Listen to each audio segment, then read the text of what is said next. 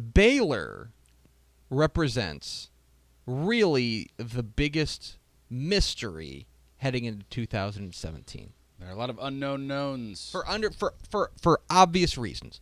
New coach, Matt Rhule's taken over, new staff, almost an entirely new team. Gonna have to wait, Coach. Sorry, Coach. Get right back to you. Almost an entirely new team. A lot of moving parts there. And what Baylor has become known for nationally and in the state, nationally by which I mean the nation of Texas. Sure. Is their offense, right? That's what brought Baylor back. That's what Art Briles changed to bring Baylor back. Yes. Right? To get them to a Big 12 championship, to 2 straight Big 12 championships, or at least a share of 2 straight Big 12 championships was the offense. Well, now in comes Matt Rhule. And if you look at Matt Rhule's history as a head coach, he is more of a defensive guy than an offensive guy. Mm-hmm. That is generally the case. That same coach is calling me on my cell phone. I know who it is too. I'm sorry, Coach. So we have that. He's more of a defensive coach than an offensive coach. So wherein they were able to draw their identity from their head coach offensively under Art Briles, now they'll be drawing it presumably from their offensive coordinators. Matt Rhule will obviously have a say in it. He will obviously have the final say in it. Right. But we can pretty much say that the offensive coordinators are going to dictate what the Baylor offense generally looks like. Correct? Yes. Okay. So there's been some changes in the offensive coordinator. Matt Lubick, Multiple times. Is he still in Washington? Because I don't know. It's been like a minute. Matt Lubick had like 6 jobs in 4 days.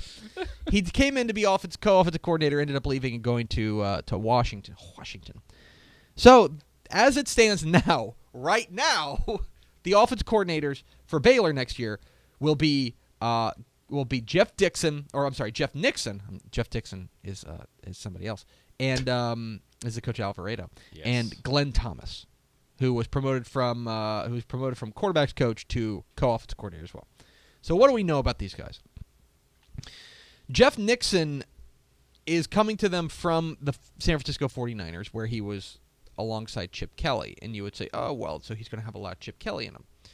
Yeah. Here's the thing, though, is that he's never called plays, not even once. His history has been generally as a running backs coach, running backs tight end coach for the 49ers.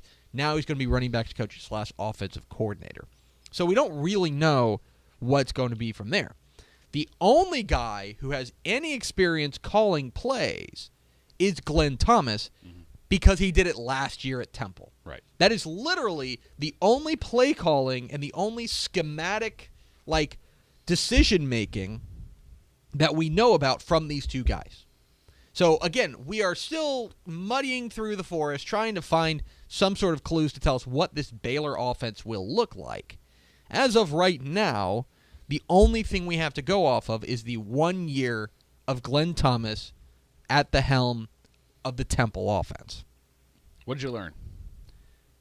What I learned, here's what I've settled on, okay? Because ultimately, I don't know. Right.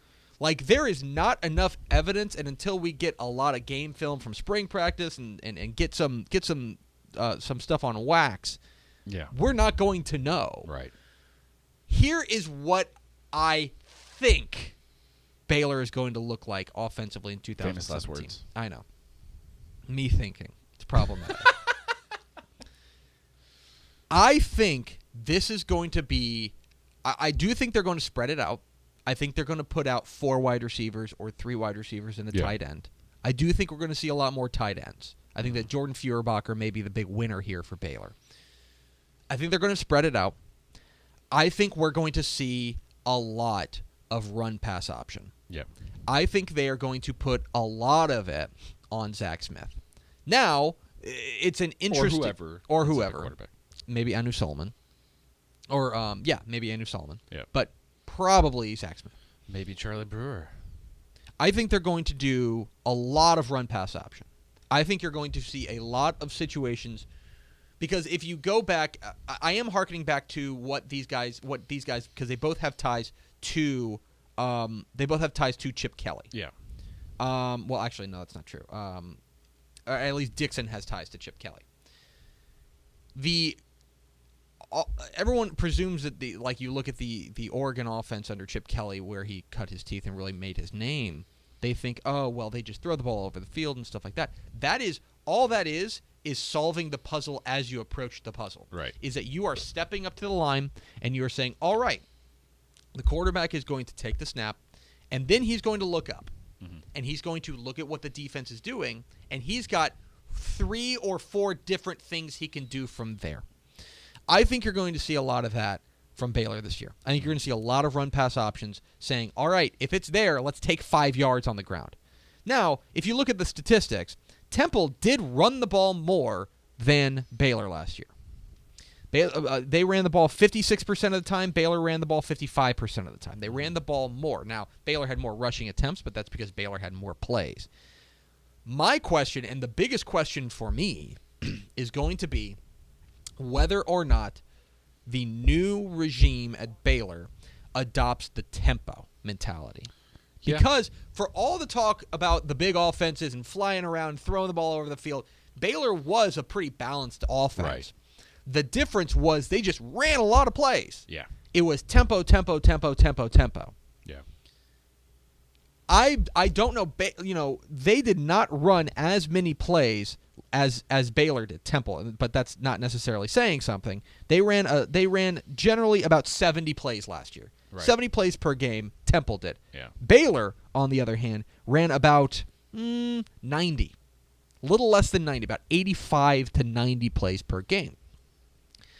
I think that right now they're in a weird situation where a lot of the guys on campus were brought in to play in the tempo offense. Yeah. And yet they may not want to run that tempo or that tempo offense. Tempo. Making it hard on yourself there. I know. Tempo offense, yeah, just unnecessarily difficult. They may not want to run that tempo offense simply because that's not what they want to be down the road. So right.